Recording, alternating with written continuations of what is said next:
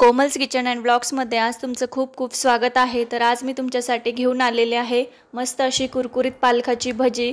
तर आता आपण रेसिपीला स्टार्ट करू। तर एक मिक्सरचं जार घ्यायचं, त्यामध्ये 4 ते 5 हिरवी मिरची ॲड केली, 4 ते 5 लसूणच्या पाकळ्या ॲड केला आणि त्यासोबतच मी 1 चमचा जिरे ॲड करून घेतले, छोटा चमचा।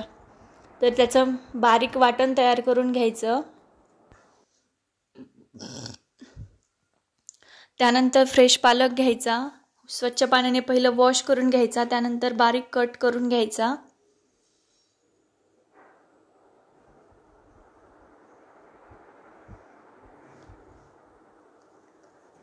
तर बघा इथे माझा सर्व पालक बारीक कट करून झालेला आहे। अशा पद्धतीने तुम्ही पालक बारीक कट करून घ्यायचा।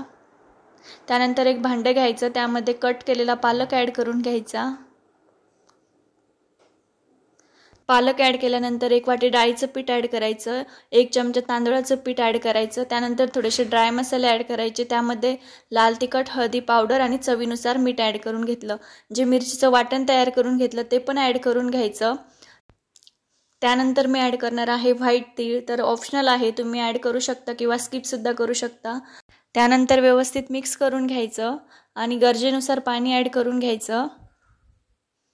भजेसाठी लागणारं बघा इथे पीठ आपलं रेडी झालेलं आहे। त्यानंतर एक कढाई घ्यायची, त्यामध्ये तेल ॲड करायचं। तेल गरम झालं की आपले भजे सोडून घ्यायचे तेलामध्ये।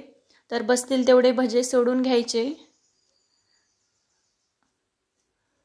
आणि दोन्ही साइडने छान तळून घ्यायचे, छान क्रिस्पी आणि कुरकुरीत होईपर्यंत तळून घ्यायचे। तर बघा इथे मस्त आपले भजे रेडी झालेले आहे।